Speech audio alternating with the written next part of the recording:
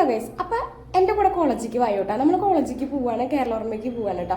ഇന്ന് രാത്രി പരിപാടി ഉണ്ട്. അപ്പോൾ ഒന്ന് ജസ്റ്റ് ഒന്ന് വെറുതെ ഒന്ന് പോയിട്ട് വരാം. അപ്പോൾ നമുക്ക് മനേട്ടനെ വടക്കേ സ്റ്റാൻഡിൽ നിന്ന് കിട്ടിയിട്ടോ. അപ്പോൾ ഞങ്ങളൊന്ന് ഫുഡ് കഴിച്ചു.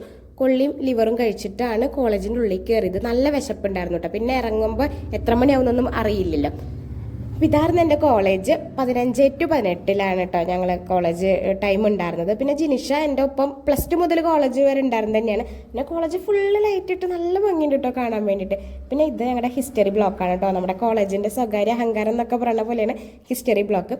ഇതെൻ്റെ ഫസ്റ്റ് ഇയർ ആണ് കേട്ടോ. ഫസ്റ്റ് ഇയറും സെക്കൻഡ് ഇയറും തേർഡ് ഇയറും പിന്നെ ഡിപ്പാർട്ട്മെൻറ്റ് ഒരുമിച്ചുള്ളത് ഹിസ്റ്ററി ബ്ലോക്കിന് മാത്രമാണ് കേട്ടോ ഈ കോളേജിൽ. ബാക്കിയുള്ളതൊക്കെ അവിടെ ഇവിടെ ഒക്കെ ആയിട്ടൊക്കെ എടുക്കുന്നുണ്ടാവുക. പിന്നെ ചുമരെഴുത്തുകൾക്ക് പ്രശസ്തമാണ് നമ്മുടെ കേരളോർമ്മ.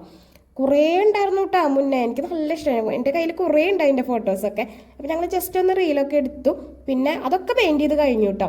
പിന്നെ ഈ PG ബ്ലോക്കിൻ്റെ ഉദ്ഘാടനമായിരുന്നു. പിന്നെ നമ്മുടെ കോളേജിൻ്റെ 78ാം വാർഷികമാണ്.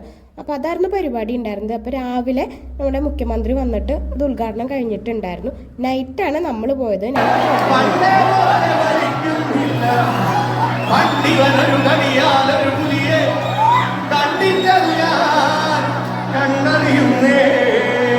അടിപൊളി പരിപാടിയായിരുന്നു കേട്ടോ. അപ്പോൾ എല്ലാവരും കൂടിയിട്ട് ഡാൻസൊക്കെ കളിച്ചു.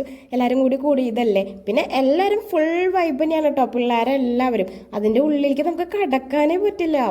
ഇവിടെയും പുറത്തും ഒക്കെ ഡാൻസ് തന്നെയായിരുന്നു കേട്ടോ എല്ലാവരും.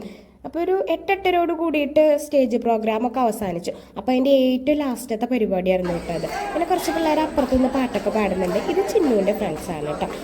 അപ്പോൾ നമ്മൾ ചിന്നു ഇവിടെ തന്നെയാണ് പഠിച്ചിട്ടുള്ളത്. പക്ഷെ കൊണ്ടുവരാൻ പറ്റിയിട്ടുണ്ടായിരുന്നില്ല. അവിടെ ഞാൻ തന്നെ ഉച്ചയ്ക്ക് എടുത്ത തീരുമാനമാണ്. അതുകൊണ്ട് വേഗം പോകുന്നു കേട്ടോ. കടയിൽ ഉള്ള വേഷത്തിൽ തന്നെ ഞാൻ ഇറങ്ങി വരികയാണ് ചെയ്തിട്ടുണ്ടായിരുന്നത്. അപ്പോൾ ഇതെൻ്റെ ഗ്യാങ്ങാണ് കേട്ടോ. അപ്പോൾ എല്ലാവർക്കും വരാനൊന്നും പറ്റിയിട്ടില്ല. കുറച്ച് പേരെ വന്നിട്ടില്ല. കുറച്ച് പേര് രാവിലെ വന്നിട്ട് പോയി.